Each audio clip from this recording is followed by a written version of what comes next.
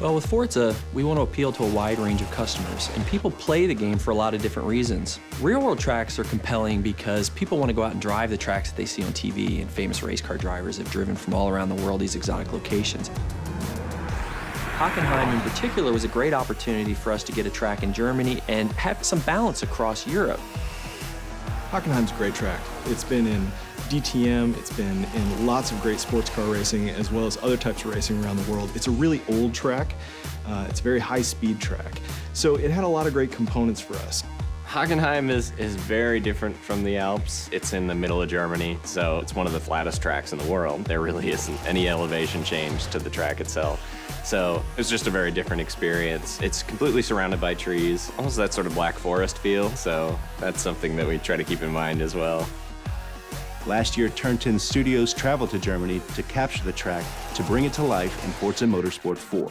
First thing we wanted to do was drive around the track and get multiple perspectives of video for reference, and that really helps us get a good feeling for the track and help the other artists that weren't fortunate enough to come on the trip, people to get a real perspective of how things correlate to one another. My plan was to capture every square inch of this place, from the smallest details like tire skids to spherical panoramas. Between the three of us, I would estimate that we won't be leaving this track with less than 10,000 photos.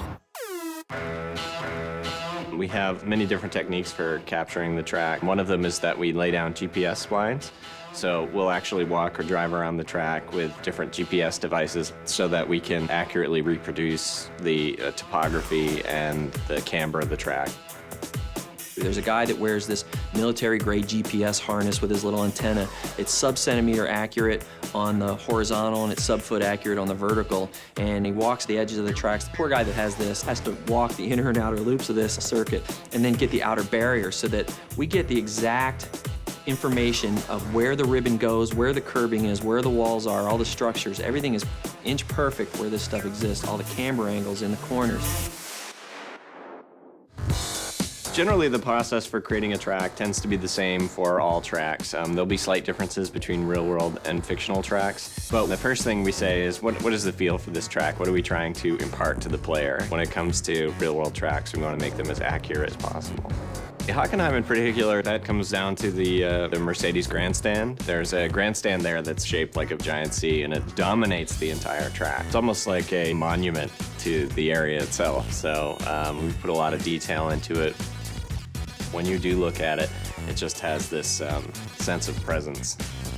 When we feel this is really solid, we move on to the next stage, which is your refine phase, and we start doing our textures. So basically everything is there and to a level that we would consider shippable, but may not have that extra level of sparkle that we want it to.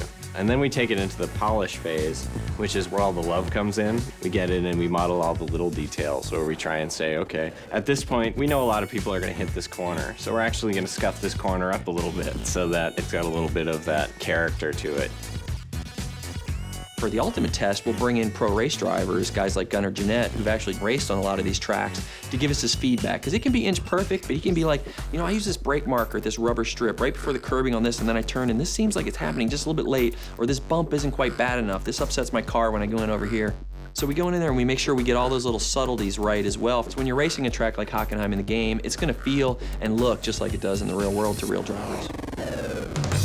We've measured, we've filmed, and we've photographed. It's time to take all of that source material and bring it to life. Here it is in all its glory in Forza Motorsport 4, it's Hockenheim.